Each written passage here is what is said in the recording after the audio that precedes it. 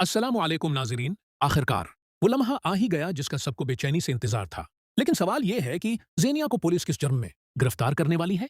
क्या इस बार उसकी सारी चालें बेनकाब हो जाएंगी? और क्या दानिश का राज सबके सामने आएगा या छुपा रह जाएगा? आने वाली किस्त में ऐसे इंकिशाफात होने वाले हैं जो पूरे ड्रामे का रुख बदल सकते हैं। नाज़रीन, ज़ेनिया अभी तक अपनी पुरानी आदतों से बाज आती नजर नहीं आ रही। वो एक बार फिर साजिशों का जाल बिछाने में मसरूफ है।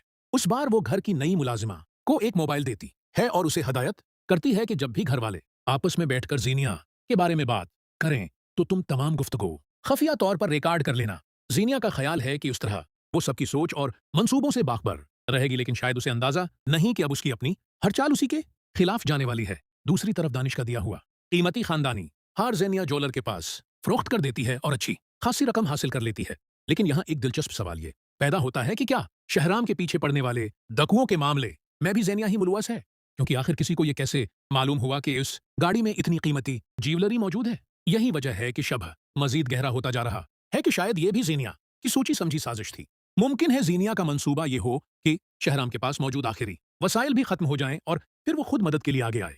उसका ख्याल होगा कि जब वो शहराम की मुश्किल वक्त में माली मदद करेगी तो शायद शहराम दोबारा उस पर एतमाद करने लगेगा।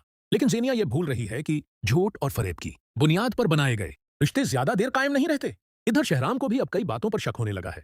उसे महसूस हो रहा है कि घर के अंदर कोई ऐसा शख्स मौजूद है जो हर खबर बाहर पहुंचा रहा है। जब नई मुलाजमा की मशकूक हरकत सबकी नजरों में आती हैं तो फरियाल खामोशी से इस पर नजर रखना शुरू कर देती है। एक दिन वो मुलाजमा को खुफिया तौर पर मोबाइल पर रिकॉर्डिंग करते हुए देख लेती है।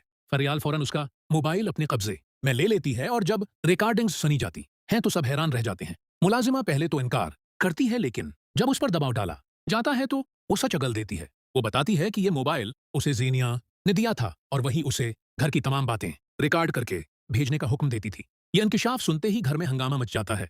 शहराम शदीद गुस्से में आ जाता है, जबकि फरियाल को यकीन नहीं आता कि ज़ीनिया एक बार फिर इतनी नीची हरकत कर सकती है। लेकिन असल धमाकी अभी बाकी होता है। इसी दौरान ज्वेलर भी पुलिस को इत्तला देता है कि एक खातून ने एक मशहूर खानदानी हार फरोख्त क्या है जिसके बारे में पहले ही तनाजा चल रहा था। तहकीकात का दायरा वसीया होता है तो तमाम सबूत ज़ेनिया की तरफ इशारा करने लगते हैं। पुलिस जब उससे पूछगुछ करती है तो वो पहले मुख्तलिफ बहाने बनाती है, मगर सबूत इतने मजबूत होते हैं कि उसके पास बचने का कोई रास्ता नहीं रहता। आखिरकार वो लम्हा आ जाता है जिसका सब इंतजार कर रहे थे। पुलिस घर पहुंचती है और सबके सामने ज़ेनिया को गिरफ्तार कर लेती है। ज़ेनिया बार बार खुद को बेकसूर साबित करने की कोशिश करती है, लेकिन उसकी कोई बात सुनी नहीं जाती। घर वाले हैरत, सदमे और खामोशी के आलम में ये मंजर देखते रह जाते हैं। अहम गिरफ्तारी के वक्त ज़ेनिया एक ऐसा नाम लेती है जो सबको चौंका देता है। वो